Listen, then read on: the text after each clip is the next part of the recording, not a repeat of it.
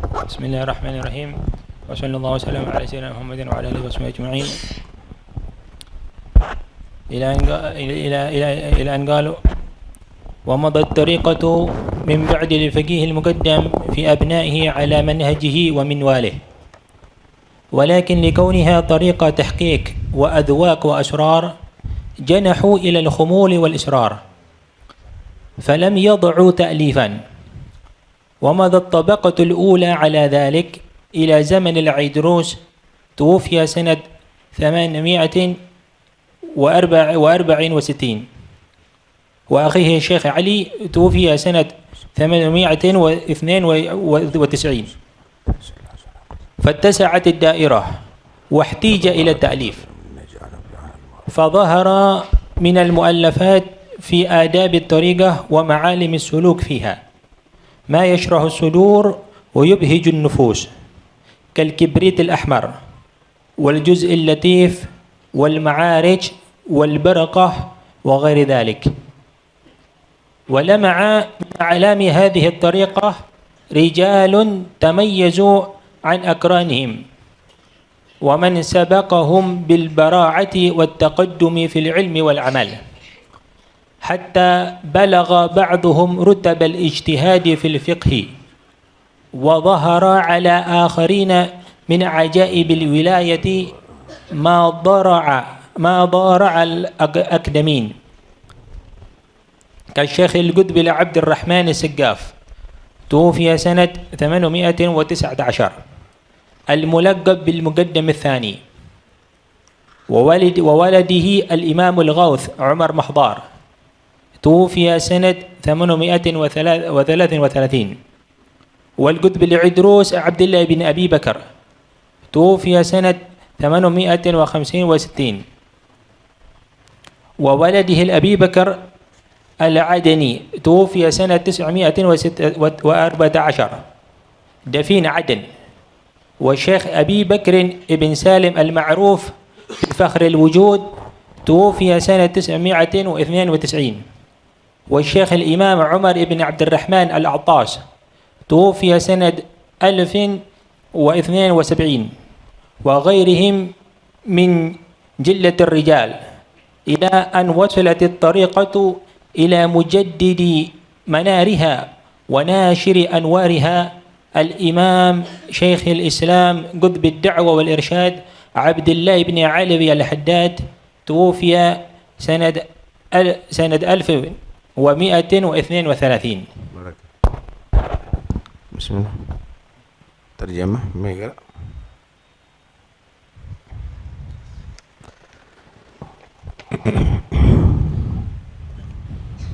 Bismillahirrahmanirrahim. Setelah Al-Faqih Al-Muqaddam, tariqah ini dijalankan oleh anak keturunan beliau sesuai dengan metode dan ajaran yang beliau rintis. Akan tetapi karena tariqah ini adalah tariqah yang mengajarkan tahqiq, penerapan dzauq, rasa dan sir rahasia, maka mereka cenderung bersikap khumul, tidak ingin dikenal dan menutup diri. Mereka tidak membuat karya tulis. Setelah generasi pertama berlalu dalam keadaan seperti ini, tibalah generasi Al-Idrus wafat pada tahun 865 Hijriah, dan saudara beliau Syekh Ali wafat 892 Hijriah. Di masa ini ruang lingkup thariqah ini semakin luas sehingga dirasa perlu adanya tulisan tentang thariqah ini. Oleh sebab itu bermunculan kitab-kitab yang memuaskan hati dan menyejukkan jiwa berkenaan adab-adab thariqah serta ajaran-ajaran suluk dalam thariqah ini, seperti Kibritul Ahmar, Juzul Latif, Al-Ma'arij, Al-Burqah dan lainnya, dikutip dari kitab Iqdul Yawaqid Al-Jauhariyah. Bismillahirrahmanirrahim. Kemarin sudah diterangkan bahwa perintis thariqah Alawiyah adalah Al-Faqih Al-Muqaddam Muhammad bin Ali. Thariqah ini diteruskan oleh anak cucu beliau dengan metode sesuai dengan ajaran Al-Faqih Al-Muqaddam. Nah, cuma memang Thariqah ini adalah bukan thariqah yang sembahyang thariqah yang bisa diikuti semua orang saat itu. Karena thariqah ini adalah tahqiqul haqiqah. Thariqah itu tahqiqi al-haqiqah. Haqiqah yang ditahqiq lagi. Thariqah ahli dzauq. Bukan hanya sekedar zahir, bukan sekedar ilim, tapi dzauq sudah. Thariqah ahlu sir. Jadi gambarannya yang ikut thariqah ini ya wali-wali sudah. Karena yang ikut thariqah al-alawiyah saat itu dulu adalah ahlul haqiqah untuk tahqiqul haqiqah. Ibarat udah keluar minyaknya diekstrak lagi, lebih lagi. Jadi bukan thariqah orang biasa. Thariqah ahli dzauq, bukan ahlul ilm saja. Ahlul dzauq. Dzauq itu di atasnya ilmu. Waj'alil ilma muqtadana bihukmi dzauq fi fahmi sirril ma'nal ma'iyyah. Jadi sudah merasakan, bukan hanya sekedar sholat, tapi merasakan kenikmatan sholat. Bukan hanya menjadi orang beriman, tapi merasakan nikmatnya iman. Ini ahlu dzauq. Dan itu tidak mudah untuk mencapai ke sana. Kemudian thariqah ahlus sir. Sir ini ya inti dari segalanya. Tak kasih gambaran. Di tubuh manusia itu ada yang disebut al-qalb, hati. Ada ar-ruh dan ada as-sir. Ada al-qalb, ada ar-ruh, ada as-sir. Untuk mencapai derajat as-sir atau untuk bisa manusia itu sampai kepada as-sir, dia harus membereskan al-qalb, hati, dia harus membereskan ar-ruh, baru dia akan sampai kepada as-sir. Kasih gambaran. Ada rumah. Di dalam rumah itu ada sangkar. Di dalam sangkar itu ada burung. Untuk mendapatkan burung itu harus dia melalui rumah. Kalau sudah dia bisa melalui rumah, harus sampai kepada sangkar, baru dia bisa menggapai burungnya. Begitu juga untuk mendapatkan sir, harus bisa dia membereskan hati, sholahul qalb. Kalau sudah hati ini beres, tashihun niyah, tazkiyatul qalbi, itu semuanya beres, baru masuk ke ruh nanti. Kalau sudah ruh ini beres, baru kamu akan menjadi ahlus sir. Enggak mudah jadi ahlus sir. Enggak mudah jadi ahlus sir. Lah ini thariqahnya ahlus sir. Thariqahnya ahlul haqiqah, thariqahnya ahlud dzauq. Karena itu maka mereka cenderung bersikap khumul, tidak mau dikenal dan menutup diri. Kenapa? Karena dzauq ini nggak bisa diceritakan. Kalau sudah kamu sampai di situ baru akan merasakan. Sir ini nggak bisa diceritakan karena rahasia kok. Malah bagi aulia itu sir itu diterangkan itu dosa. Nggak boleh dengan sengaja. Sehingga dikatakan kasyfu sirri rububiyah kufrun. Bisa kufur bagi mereka itu, bahaya itu.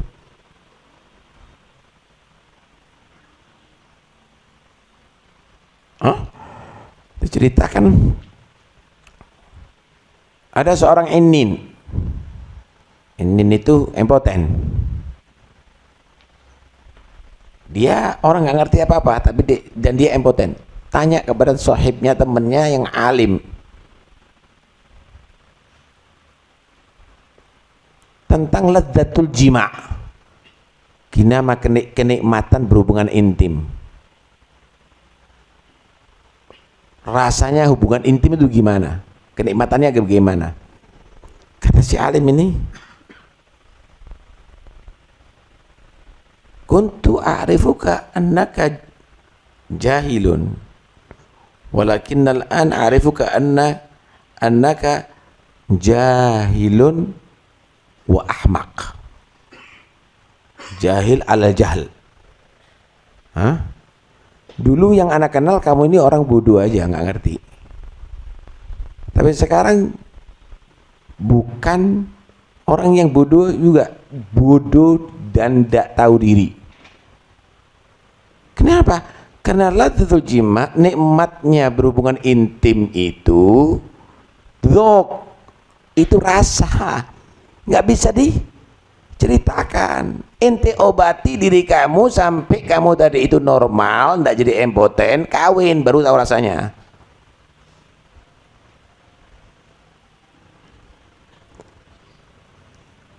Nggak bisa dirasakan asir, diceritakan itu asir, nggak bisa diceritakan itu ad-dzauq, nggak bisa diceritakan itu haqiqah. Ente jalani yang benar, kamu akan sampai kepada haqiqah. Nggak bisa dirasakan. Bisa ngerasakan nikmatnya sate? Nggak bisa. Belajar cara membuat sate, kemudian laksanakan itu, baru kamu rasakan. Oh ternyata kurang ininya, oh kurang ininya, baru kamu bisa perbaiki. Paham ya? Nah, karena ini adalah ajaran thariqahnya ahlus sir, ahlul dzauq, ya mereka akhirnya menutup diri, nggak bisa diterangkan sebabnya. Mereka menutup diri. Berlalu sampai tibalah ke zamanul Idrus, Habib Abdullah bin Abu Bakar. Zamanul Idrus ini tahun 865 Hijriah, dan juga saudara beliau Ali bin Abi Bakar As-Sakran yang wafat tahun 892 Hijriah. Nah, di masa ini ruang lingkup thariqah alawiyah ini semakin luas, semakin banyak pengikutnya. Sehingga kalau dulu nggak seberapa, pembimbingannya mudah.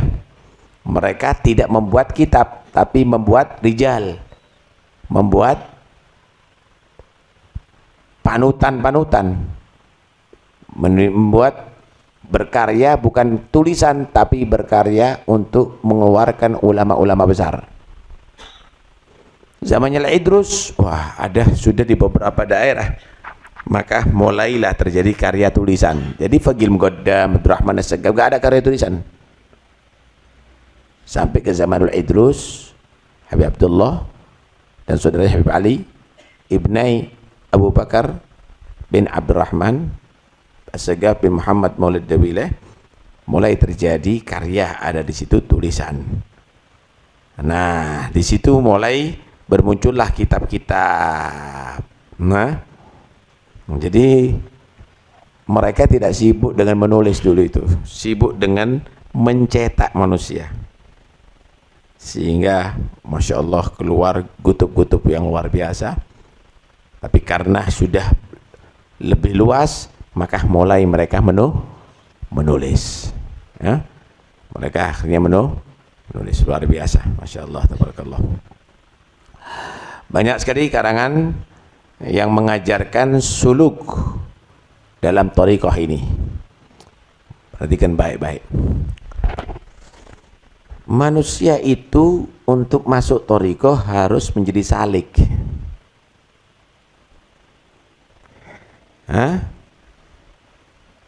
Fasluku subula rabbik, harus menjadi salik. Di situ ketika menjadi salik, akan bertemu dengan murabbi yang akan membimbing dia sampai usul ilallah. Nanti di kitab Ayyuhal Walad akan diterangkan bagaimana syaratnya menjadi salik.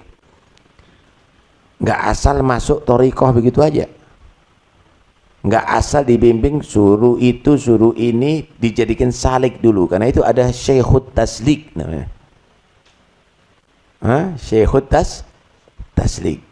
Kitab-kitab ini mengajarkan kita untuk menjadi salik yang akhirnya masuk thariqah dibimbing dengan murabbi sampai usul ila Allah Subhanahu wa taala. Terus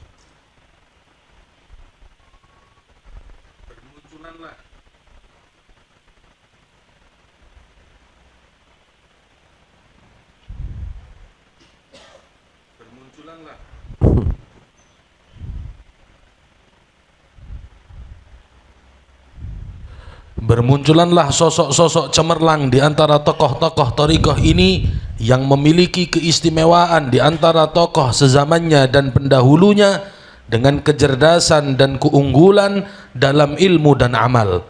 Sebagaimana mereka bahkan sebagian mereka bahkan mencapai derajat ijtihad mutlak dalam ilmu fikih. Sedangkan lainnya memunculkan karamah-karamah kewalian ajaib serupa dengan karamah para salaf terdahulu, seperti yang terjadi pada Al-Qutb Abdurrahman As-Segaf wafat 819 Hijriah yang bergelar Al-Muqaddam Ats-Tsani, putra beliau Al-Imam Al-Ghauth Umar Al-Muhdhar wafat 833 Hijriah, Al-Qutb Ali Drus Abdullah bin Abu Bakar wafat 865 Hijriah, serta putra beliau Abu Bakar Al-Adani wafat 914 Hijriah yang dimakamkan di kota Aden. Syekh Abu Bakar bin Salim yang bergelar Fakhrul Wujud, kebanggaan semesta, wafat 992 Hijriah. Syekh Imam Umar bin Abdurrahman Al-Attas wafat 1072 Hijriah, serta tokoh-tokoh pembesar lainnya sampai akhir ini, sampai pada sosok pembaharu ajarannya dan penyebar cahayanya, yaitu Imam Syekhul Islam Qutbid Da'wah wal Irsyad Abdullah bin Alawi Al-Haddad wafat 1132 Hijriah. Nah, saudara, kalau kita mau menilai rumah sakit ini rumah sakit baik atau tidak, lihat pasien-pasiennya banyak yang sembuh nggak? Kalau kepingin menilai pondok pesantren atau pendidikan sekolahan apa enggak, lihat lulusannya, begitu ya. Kalau Anda ingin melihat bagaimana thariqah ini, lihat bagaimana lulusan thariqah itu muncul dari thariqah alawiyah, kutub-kutub yang luar biasa. Hasilnya mengikuti thariqah al-gawiyah ini keluar orang yang mereka ilmunya yang unggul atau karomahnya yang unggul, bahkan di antara ilmu mereka sudah mencapai derajat mujtahid mutlak. Bisa bergeser ke sebelah kanan atau kiri ya, itu terlalu penuh sudah di belakang, jadi jangan sampai nutupi jalan. Bisa. Jadi ijtihad mujtahid itu ada tingkatannya. Ada yang disebut mujtahid mutlak.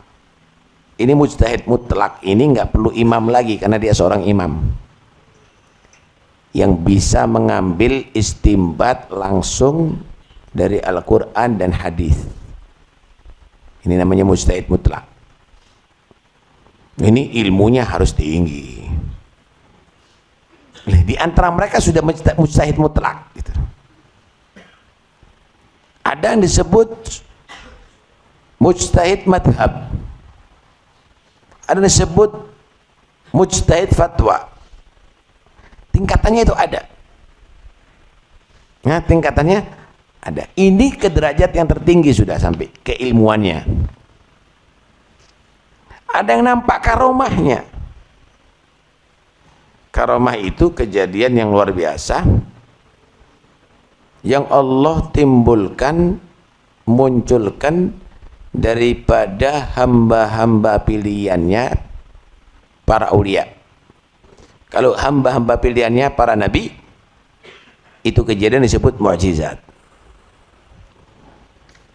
Karomah ini Allah munculkan yang tidak bisa muncul pada kenormalan, di luar normal. Kenapa? Karena Allah memberi kekuatan bagi dia yang tidak bisa dimiliki oleh manusia yang normal dengan ikhtiarnya. Karomah itu muncul. Dan itu karomah banyak. Di Al-Quran juga Allah ceritakan karomah. Bukan hanya mukjizat. Bagaimana Ashabul Kahfi, mereka bukan nabi, tidur 300 tahun, karomah itu. Bagaimana Khidir, ada khilaf, ada yang menyatakan nabi, ada yang bukan nabi, yang bisa mengetahui yang akan datang. Anak kecil dibunuh karena nanti besarnya bisa kafir dan mengkafirkan orang tuanya, dibunuh aja. Kenapa? Kalau mati kecil masuk surga, supaya selamat, nggak masuk neraka dia. Orang tuanya juga terlindungi imannya, mengetahui yang akan datang. Ini karomah ini. Ada universitas yang bisa mengajarkan mengetahui yang akan datang, bukan ilmu, itu karomah itu. Banyak sekali. Sayyidatuna Maryam itu karomah, karena nggak ada nabi perempuan. Bagaimana bisa di tempat yang terkunci tapi mendapatkan buah-buahan yang bukan ada di musimnya? Karomah. Wah, banyak sekali. Di Al-Quran disebutkan karomah-karomah tadi itu. Kalau itu terjadi pada umat dahulu, apalagi umatnya Nabi Muhammad. Apalagi daripada keluarganya Nabi Muhammad, banyak karomah yang Allah tampakkan. Orang kalau mengingkari karomah, ini tidak masuk akal. Ya, bukan tidak masuk akal, kamu tidak punya akal. Kalau kamu tahu dan meyakini Allah Maha Bisa, ya selesai.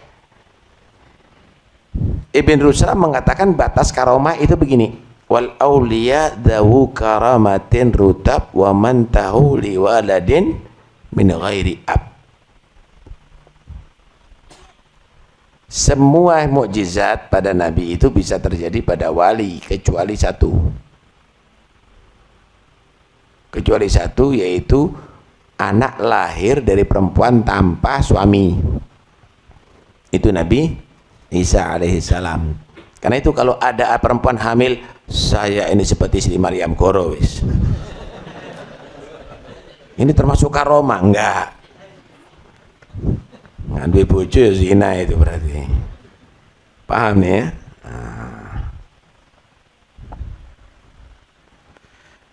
Masya Allah.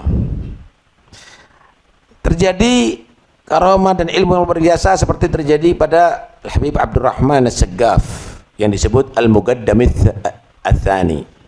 Ada Muqaddamil Awal, yaitu Muhammad bin Ali. Ada Muqaddamil Tsani, Abdurrahman bin Muhammad As-Saggaf. Jadi ada istilah itu. Seperti ada Abul Basharil Awal, Nabi Adam. Ada Abul Basharil Tsani, Nabi Nuh. Kenapa Nabi Nuh disebut Abul Basharil Tsani? Karena Nabi Nuh itu yang beriman cuma dikit, 80 orang. Yang lainnya hancur di bumi ini, mati semuanya. Dan yang punya turunan dari 80 orang cuma anaknya Nabi Nuh. Sampai sekarang kita nih. Karena itu kita ini pasti nasabnya kepada Nabi Nuh. Nggak ada kepada yang lainnya. Terputus kepada yang lainnya, hanya kepada Nabi Nuh. Yang punya turunan hanya dari anak-anaknya Nabi Nuh.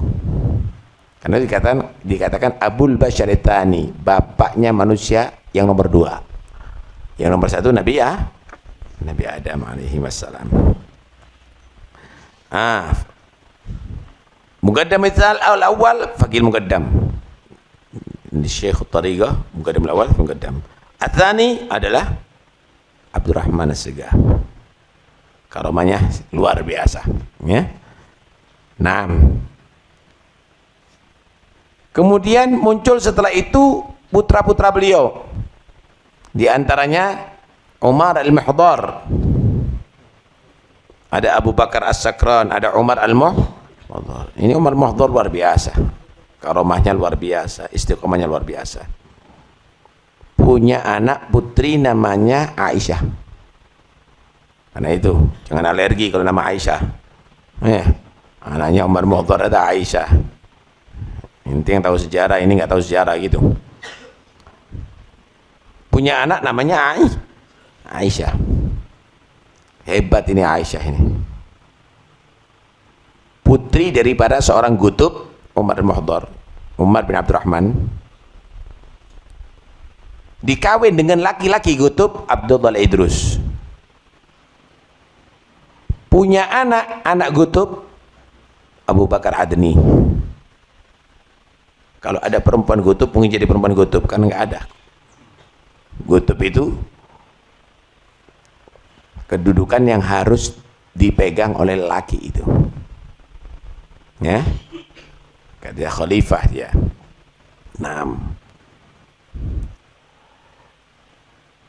Keluar setelah itu Al-Idrus. Al-Idrus itu as-sufil kabir, orang sufi yang sangat besar, yang hebat, luar biasa. Abdullah Al-Idrus ini, di dalam mujahadahnya, dalam menaklukkan nafsu, luar biasa. Yang terkenal daripada Al-Alawiyin untuk mujahadah yang luar biasa itu dua, Al-Idrus dan Syekh Bakar bin Salim. Kalau kita ceritakan panjang. Keluar setelah itu Abu Bakar Al-Adni, putra daripada Abdullah Al-Idrus, yang dididik langsung oleh ayahnya, seorang gutub, akhirnya punya anak gutub. Ketika sudah nampak kecerdasan ini anak, sama ayahnya Habib Abdullah dipanggil, "Nak, kau sekarang keluar ke kota Tarim, coba cari di kota ini makhluk Allah yang lebih hina daripada kamu, yang lebih jelek daripada kamu." Keliling, ketemu dengan orang yang maksiat. Wah, ini lebih hina daripada aku ini. Setelah itu dia berpikir, ya Allah, kalau dia ini tobat, betul-betul tobat, budilat sayyi'atu hasanat, akan diganti nanti dosa-dosanya menjadi dosa, jadi pahala.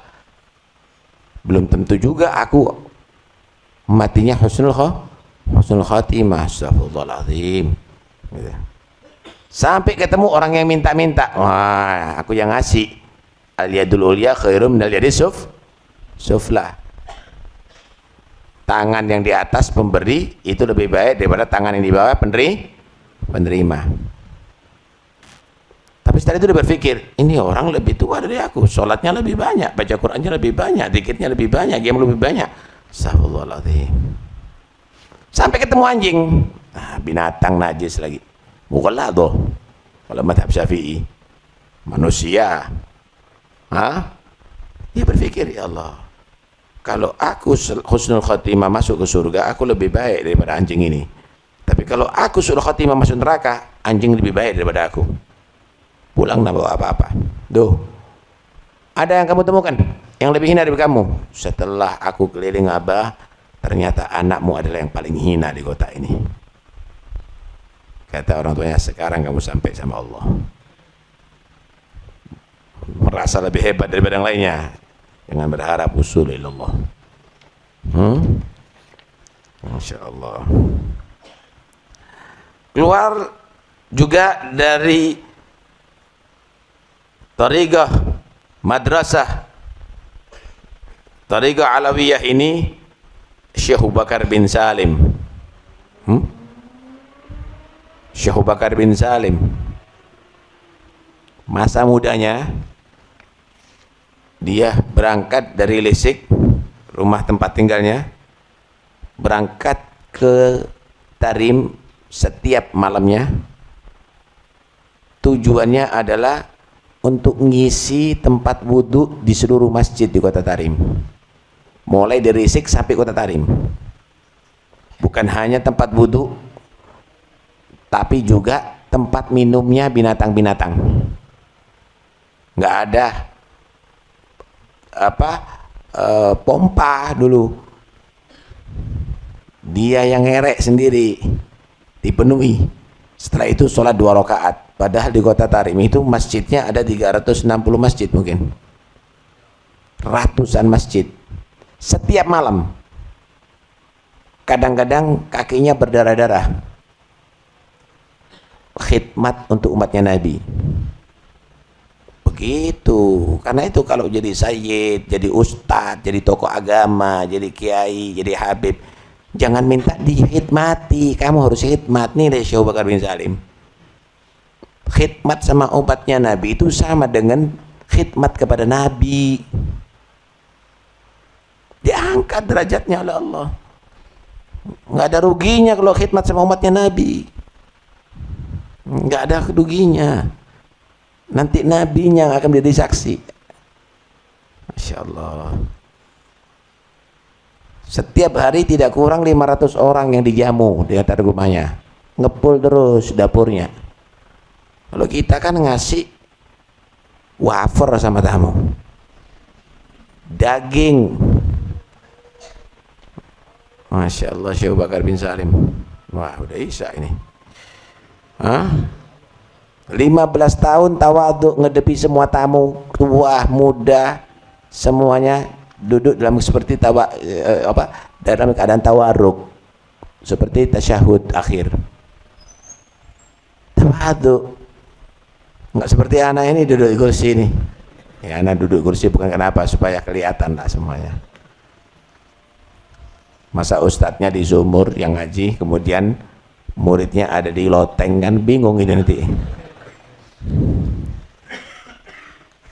Wah, panjang ini kalau kita saya terangkan. Keluar Umar Al-Attas, Umar bin Abdurrahman Al-Attas, ini dakwah, orangnya nggak kelihatan Pak, tapi dakwah terus, keluar terus, sehingga selama hidupnya tidak pernah wajib sholat Jumat, musafir terus dalam dakwah, menyebarkan ilmu, ngajar ilmu, keluar kota, keluar terus, dengan sampai tuanya tidak pernah wajib sholat Jumat. Itu pun tidak pernah meninggalkan sholat Jumat. Kalau kita kan ngeluh diti tidak sholat, mules diti tidak sholat, buat mainan. Wadan Habib, fadhal.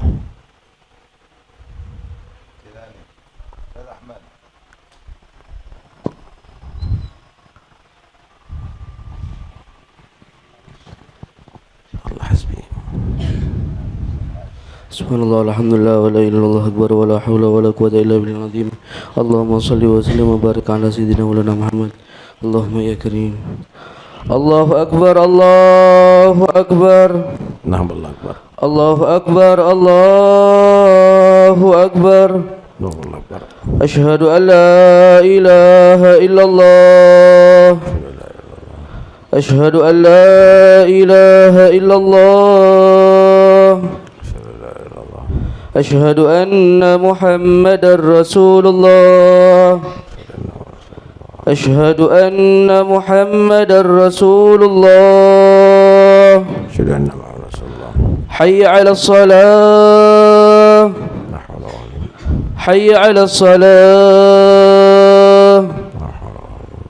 حي على الفلاح. حي على الفلاح. Allahu akbar, Allahu akbar. La ilaha illallah. Alhamdulillah alamin, wa sallallahu alaihi wasallam.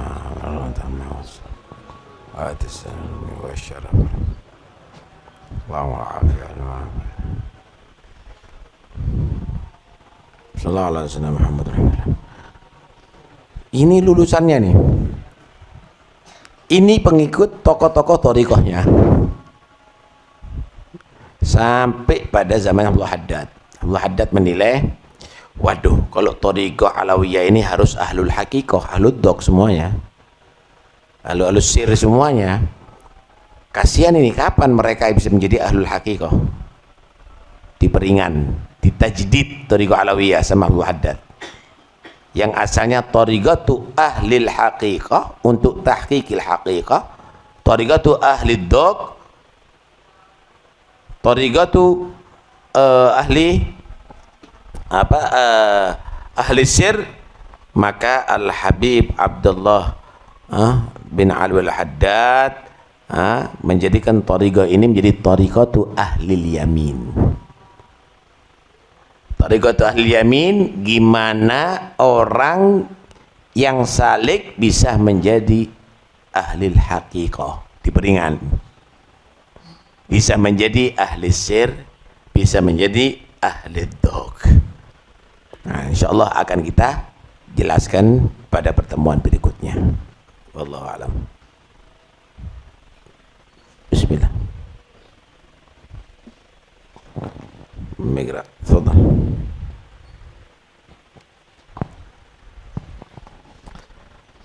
Bismillahirrahmanirrahim. Ila an qala radhiyallahu ta'ala anhu, walau qara'tal ilma mi'ata sanatin wa jama'ta alfa kitabin la takunu musta'iddan li rahmatillahi ta'ala illa bil amal wa an laysa lil insani illa ma sa'a. Faman qala inna hadhihi al-ayah mansukhah biqaulihi alaihi salam alaihi salatu wassalam, idza mata ibnu adam in qata'a amaluhu illa min thalath al hadis, fal mansukhu huwa hadzal qail. Wala in kanat mansukhatan fama taqulu fi qaulihi ta'ala faman kana yarju liqa'a rabbih falyamal amalan shalihan jazaa'an bima kanu yaksibun jazaa'an bima kanu ya'malun. Innal ladzina amanu wa 'amilus solihati kanat lahum jannatul firdausi nuzulan khalidina fiha la yabghuna 'anha hiwala. Fa khalafa min ba'dihim khalfun adaa'us salata wattaba'us syahawat fasawfa yalqawna ghayya illa man taba wa amana wa 'amila sholihan. Illa man taba wa amana wa 'amila amalan solihah. Bismillah walhamdulillah wassalatu wassalamu ala rasulillah sayyidina Muhammad wa abdillah wa ala alihi wa sahbihi wa man wala wala hawla wala quwwata illa billah. Naam, kemarin diterangkan bagaimana ilmu itu dipelajari untuk diamalkan, untuk dipraktekkan, untuk direalisasikan dalam kehidupan. Bukan hanya sekedar menjadi ilmu pengetahuan tapi tidak ada praktek. Beda kalau Anda mempelajari misalnya ilmu tentang perbintangan atau yang lainnya, bukan untuk praktek gitu. Tapi kalau Anda belajar ilmu sholat, untuk dilakukan sholatnya. Kalau Anda mempelajari ilmu yang wajib, untuk kamu laksanakan itu kewajiban. Ilmu yang haram untuk kamu hindari yang diharamkan dari itu. Lain. Seandainya kamu telah mempelajari ilmu 100 tahun dan kamu sudah mengumpulkan 1000 kitab di luar kepala kamu semuanya, maka kamu tidak dikatakan musta'iddan li rahmatillah, menjadi orang yang siap mendapatkan rahmat Allah kecuali mengamalkan ilmu.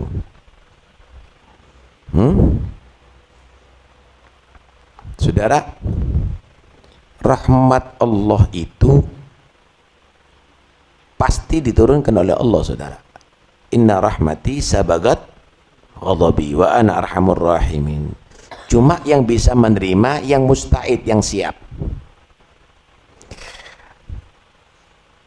Ada orang membagi susu, dia akan membagi susu itu. Tapi tentunya akan dikucurkan itu susu kepada orang yang sudah siap untuk menerimanya, wadahnya sudah dipersiapkan. Paham ya?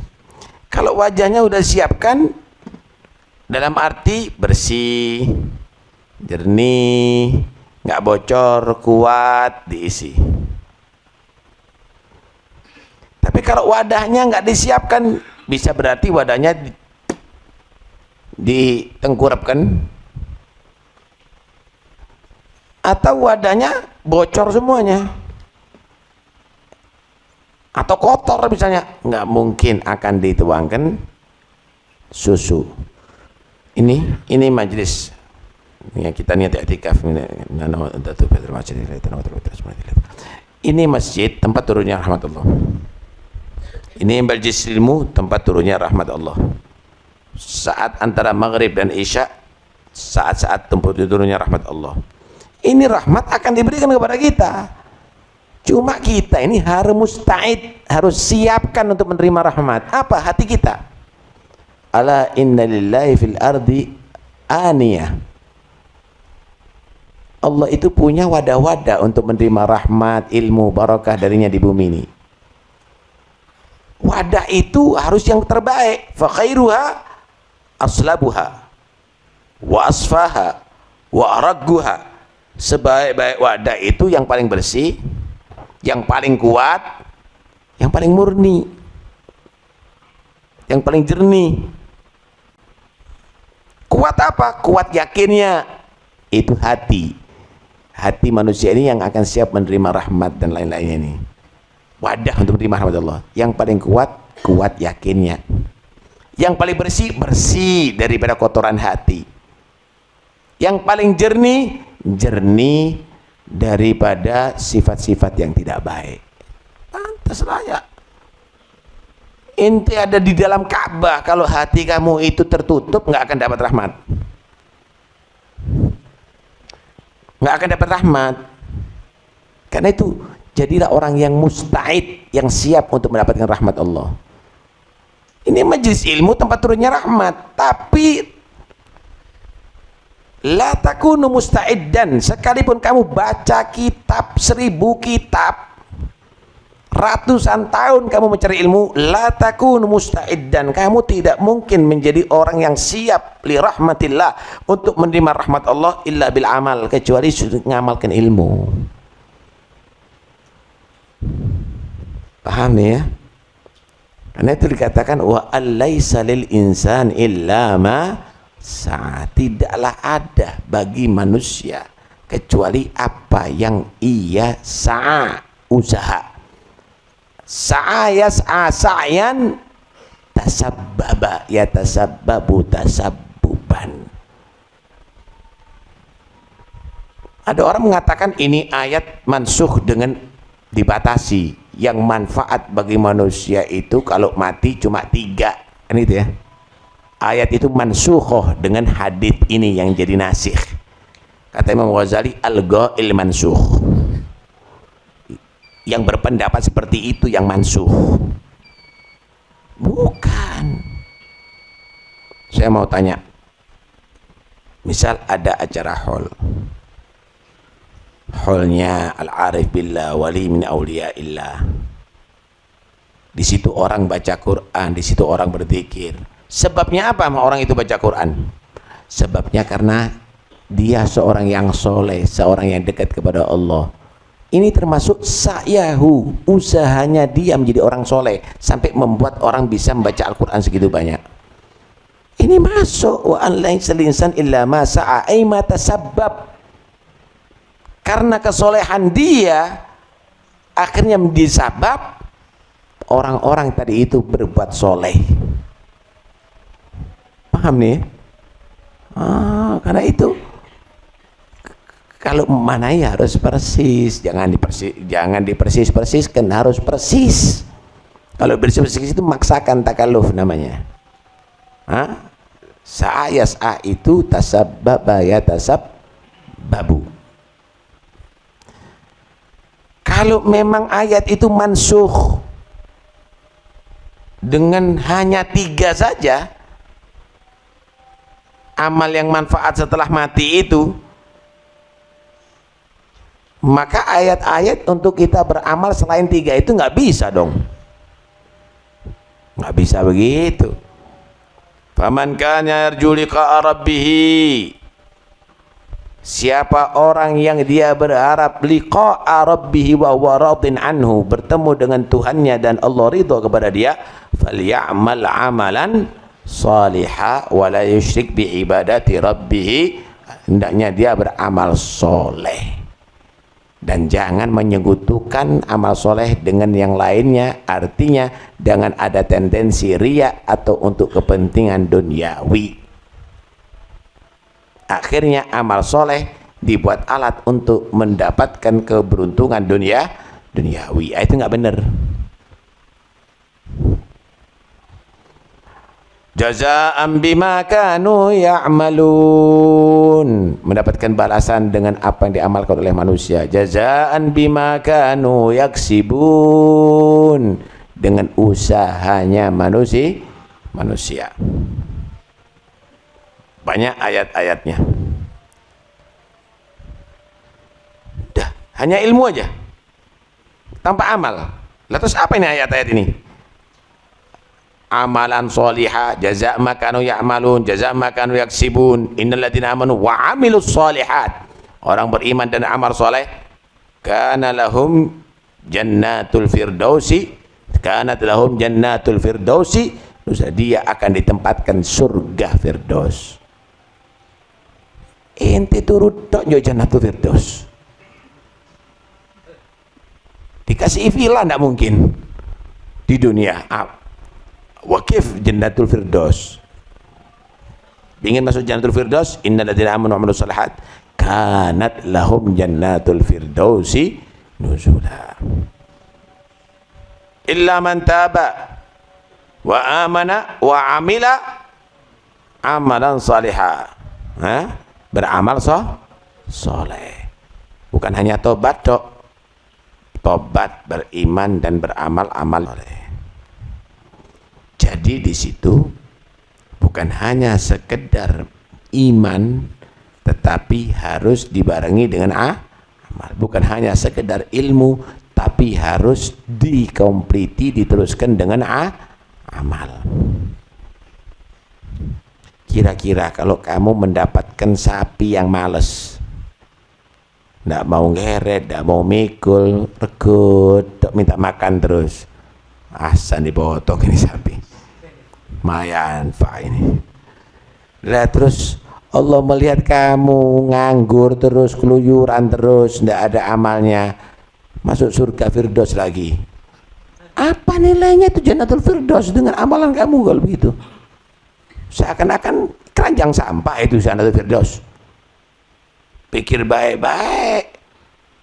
Karena itu datuknya kita ini, mereka orang yang ahlul amal. Kenapa? Karena mereka pingin sama Nabi di jannatul firdaus. Masya Allah. Dengarkan hadis Nabi SAW. Nabi bersabda, buniyal islamu ala khamsin. Islam itu dibangun atas 5.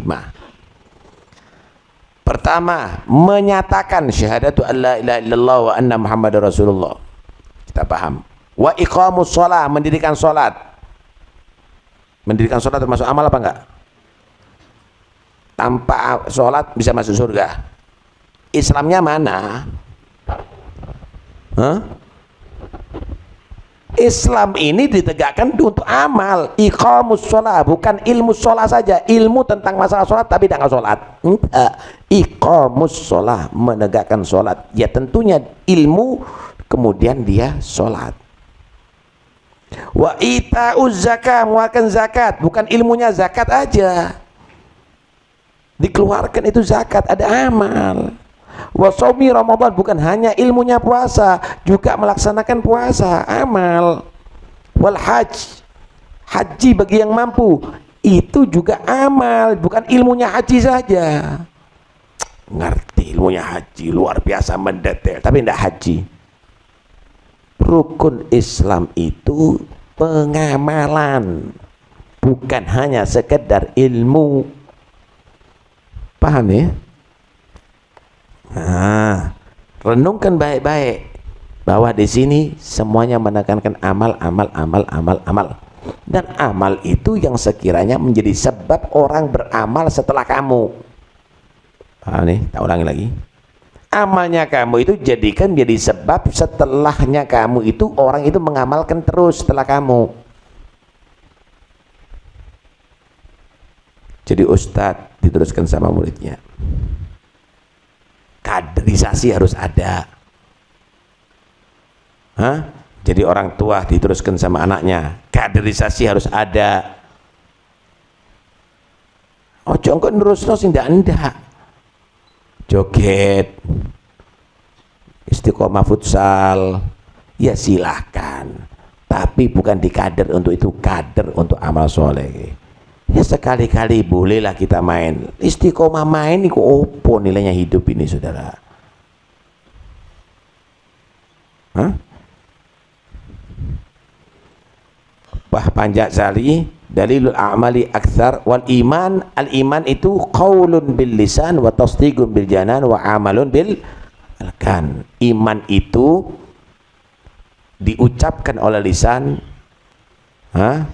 amantu billah wa malaikati wa kutubihi wa rusuli dan seterusnya. Wa tasdiqun bil janan, harus dipercaya oleh hati. Wa amalun bil arkan, harus direalisasikan dengan anggota badan. Wa dalil amal aktsar min tuhsa, banyak sekali dalil-dalil yang menerangkan tentang amal. Idza kana al-'abdu yablughul jannata bi fadlillah wa karamih walakin ba'da an yasta'idda bi ta'atihi wa ibadatihi li'anna rahmatallah gharibul muhsinin. Memang orang itu masuk surga itu karena rahmat Allah, bukan karena amal. Fadlullah, kemurahan Allah, bukan karena ibadahnya manusia. Tetapi untuk mendapatkan rahmat Allah dan fadlullah, kita harus siapkan ibadah. Kenapa? Inna rahmatallahi garibun minal muhsinin. Rahmat Allah itu dekat kepada orang yang berbuat baik. Wallahu a'lam. Ada yang perlu dipertanyakan? Fadhal. Assalamualaikum warahmatullahi wabarakatuh. Sebelum kita, alhamdulillah wassalatu wassalamu ala rasulillah Sayyidina Muhammad bin Abdillah wa ala alihi wa sahbihi wa wala. Sebelum dimulai sesi pertanyaan, diumumkan bahwa majelis ini di pertemuan yang akan datang insya Allah pada tanggal 9 September, hari Sabtu kedua pada tanggal 9 September, diharapkan kehadiran antum semuanya. Selanjutnya kalau ada yang bertanya dipersilahkan. Ke mic-nya dipasang ke sana. Dipasang mic-nya. Yang mau tanya langsung ke tiang mic di situ.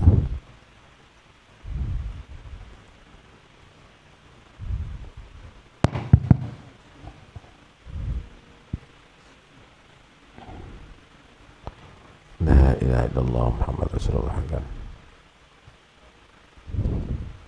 Mau tanya untuk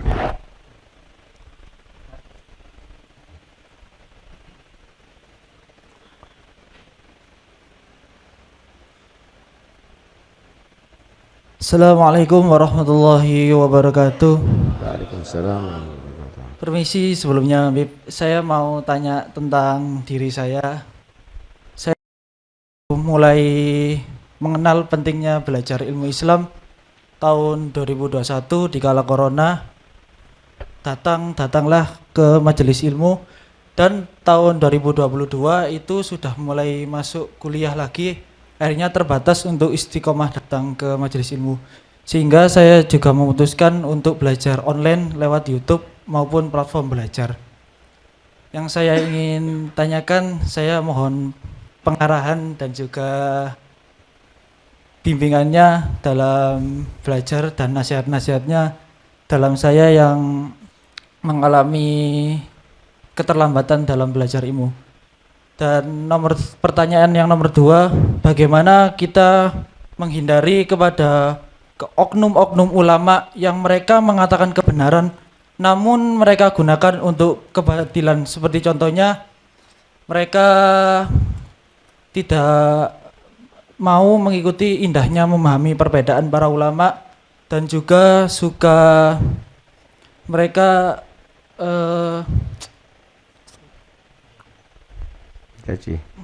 menyalahkan.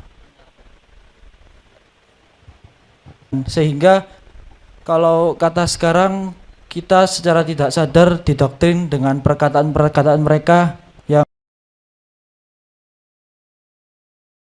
aslinya mereka mengatakan untuk suatu kebatilan. Terima kasih. Mohon maaf atas kata-kata saya yang kurang berkenan di hati para hadirin dan juga para habaib. Sekian, wassalamualaikum warahmatullahi wabarakatuh. Assalamualaikum. Kata terlambat. Ya, nggak ada kata terlambat. Wah, saya terlambat mencari ilmu. Anda memulai, bukan terlambat. Walaupun misalnya kurang umur itu 1 jam belum terlambat. Kalau ke Allah, jangan-jangan dengan kalimat la ilaha illallah langsung akan menjadi sebab diampuni dosanya oleh Allah. Enggak ada kata terlambat untuk sampai kepada Allah Subhanahu wa taala. Karena itu bersyukur kepada Allah Subhanahu wa taala untuk jadikan manusia sadar pentingnya untuk ilmu agama. Cuma jadikan ilmu itu untuk melahirkan amal. Melahirkan bersihnya hati dan seterusnya. Karena itu silakan Anda belajar, tapi cari guru yang benar. Jangan nanti akhirnya dapat guru yang memecah belah tadi itu. Ya, jangan nanti guru yang akhirnya tidak menghargai perbedaan pendapat ulama. Karena itu cari guru. Karena ilmu ini inna hadzal ilma dinun. Fanzuru amman ta'khuduna dinakum. Sesungguhnya ilmu ini agamanya kamu. Agamanya kah? Kamu. Karena itu ambillah ilmu dari orang yang benar, dari orang yang bagus, sanad keilmuannya jelas gitu, nggak ngarang-ngarang. Lu kan ada itu, ambillah hikmah walaupun daripada mulut anjing atau mulut babi. Hikmahnya boleh, tapi ilmunya jangan. Kalau babi jangan diambil dagingnya atau yang lainnya. Oh, diteliti ternyata di babi ada penyakit ini. Oh, karena itu Islam melarang. Itu hikmah untuk memperkuat keyakinannya. Tapi kalau sudah babi itu najis, jangan diambil apa-apa. Anjing juga begitu. Paham ya? Kalau sudah kelihatan ini orang memecah belah, ini orang akhlaknya tidak benar, ini orang nyalakan orang-orang baik, ini orang begini, jangan diambil. Ambil hikmahnya aja. Oh begini, berarti kalau saya jadi alim nggak boleh begini. Nggak begini orang yang punya ilmu ngomongannya. Nggak begini orang rasional. Nggak gini orang profesional. Begitu. Paham ya? Nah, Anda silakan mengambil hikmah, jadi jangan mengambil ilmu, karena nanti akhirnya akan merubah daripada pikiran kamu, aliran kamu, akidah kamu, dan akhirnya menjadi satu kesesatan. Paham nih? Untuk orang, kita kan tadi belajar Thariqah Alawiyah ini yang lahir gutub-gutub wali-wali. Jadi orang itu kalau berbicara yang dinilai siapa yang berbicara, apa pembicaraannya, siapa yang dibicarakan. Paham ya? Contoh nih, contoh. Saya mengkritik Imam Bukhari, siapa yang bicara, siapa yang dibicarakan, apa pembicaraannya ini. Paham nih ya? Ada orang mengkritik Ibn Hajar, Janadi atau yang lainnya. Siapa yang berbicara, siapa yang dibicarakan, apa pembicaraannya. Anda bisa menilai itu. Orang jual obat misalnya kepingin laku obatnya ngeritik profesor. Siapa yang berbicara, siapa yang dibicarakan, apa pembicaraannya. Selesai, Anda bisa tahu itu. Anda bisa tahu itu loh. Anda akan bisa mengukur orang tadi itu dari pembicaraannya. Nilai orang itu, nilai ilmu orang itu, dan dibandingkan dengan nilai orang yang dibicarakan dan ilmu orang yang dibicarakan. Selesai. Selesai kok. Jadi sebenarnya kamu bisa ambil hikmah aja. Kalau melihat kejadian begini, hikmah. Kata Habib Abdullah Haddad, ini luar biasa, ini filsafat luar biasa ini. Wa idal hawadithu adlamat wa tagaddarat faskun wa iyyaka taharruka wal hadar. Kalau sudah keruh dan gelap, jangan bergerak kamu, diam. Jangan bergerak, hati-hati, jangan bergerak. Semakin keruh nanti dan kamu akan celaka. Kalau gelap gak ada cahaya, jangan kemana-mana, duduk aja, selamat kau. Jangan jalan, nanti kebentur, nanti masuk ke sumur atau yang lainnya. Kalau sudah angin mengembuskan debu kemana-mana, tutup mata kamu. Jangan kamu buka, nanti kamu masuk debu itu ke mata kamu. Semakin menutupi pandangan kamu. Kalau cincin kamu itu jatuh ada di kolam yang keruh, jangan kamu sabar dulu biar turun itu sampai hilang kekurangannya, kamu akan bisa mendapatkan cincin kamu yang jatuh. Begitulah juga kalau banyak yang ngomong, banyak itu dan ini, aduh diem aja, tak lagi kelihatan kok. Kita reaktif itu dan ini, tambah nggak kelihatan, salahnya nggak kelihatan, kebodohannya nggak kelihatan. Sekarang udah mulai kelihatan. Kenapa? Lah kita harus pakai filsafat. Ini buat apa? Kita tambah gerak ya tambah debunya naik.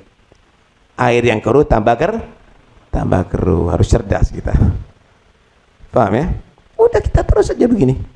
Kita semakin tahu hak kok. Kita semakin tambah ilmu. Itu kan muter-muter terus nggak habis-habis. Konyol. Nanti akhirnya oh iya bener. Selesai. Akhirnya iya bener. Iya Ibn Hajar itu bener kok begitu. Yang ulama-ulama dulu itu bener itu. Akhirnya begitu kok. Akhirnya begitu. Nah, karena itu nggak usah ngabiskan umur. Ini kita pelajari supaya tambah ilmu, tidak amalkan, akhirnya melahirkan ibadah taat yang diridhai oleh Allah Subhanahu wa taala. Begitu ya. Allah, nggak usah dipikir. Ada yang lain?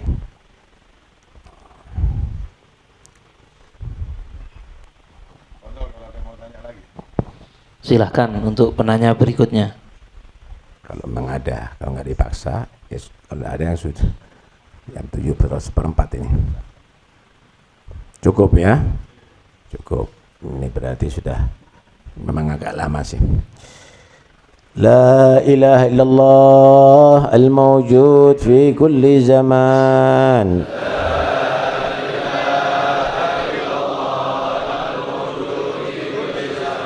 لا إله إلا الله المعبود في كل مكان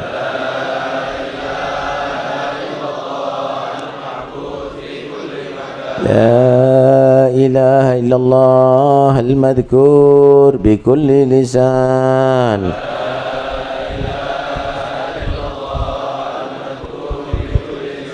لا إله إلا الله المعروف بالإحسان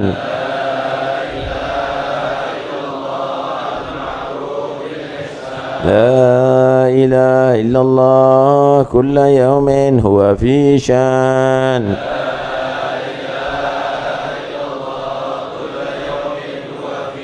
لا إله إلا الله الأمان الأمان من زوال الإيمان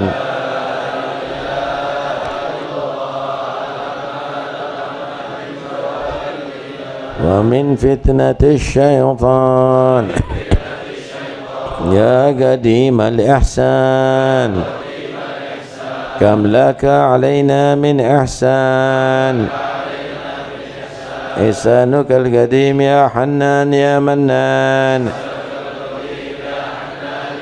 يا رحيم يا رحمن يا غفور يا غفار اغفر لنا وارحمنا وأنت خير الراحمين. وصلى الله على سيدنا محمد وآله وصحبه وسلم والحمد لله رب العالمين. اللهم اهدنا فيمن هديت وعافنا فيمن عافيت وتولنا فيمن توليت وبارك لنا فيما أعطيت وقنا شر ما قضيت فإنك تقضي ولا يقضى عليك فإنه لا يذل من ولا يعز من عاديت تبارك فلك الحمد على ما قضيت نستغفرك ونتوب إليك. وصلى الله على سيدنا محمد النبي الأمي وعلى آله وصحبه وسلم الحمد لله رب العالمين. يا ربنا اعترفنا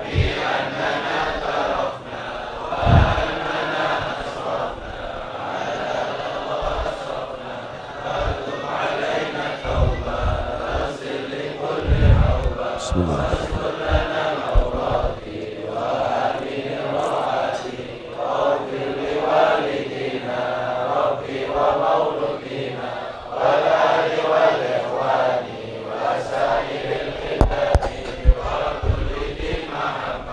أو جيرة أو صحبة